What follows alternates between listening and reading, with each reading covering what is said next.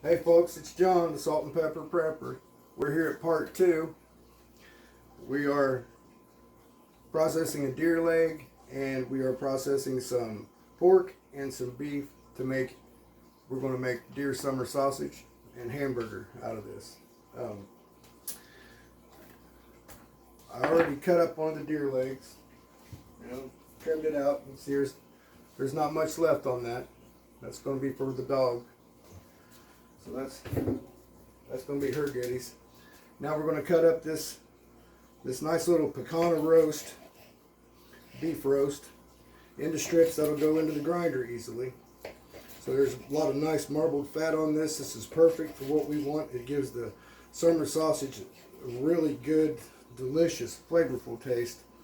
And you want to use some beef that's got some fat on it. The more fat, the better this is going to taste. And we're just going to, here's our deer we stripped out off of there. So this bowl here is deer.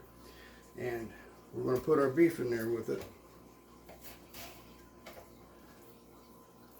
And once you make this, you have to mix it all up together by hand. There's no way to get it perfect, but just spend some time mixing all your ground meat up together, and it's pretty easy to tell when you got it decent. So there's our beef. Now we're going to debone these little pork chops and put them in the grinder. So you just cut them in little narrow strips big enough to go in the grinder. Put all this together.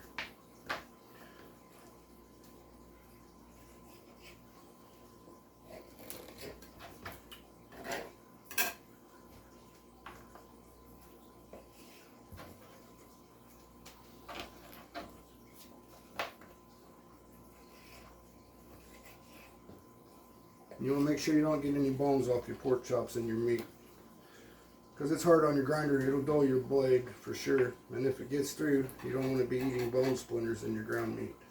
It's important to watch for that. When you're using pork chops like this that already been cut, you got to watch out for the bones, because they do have bones in them.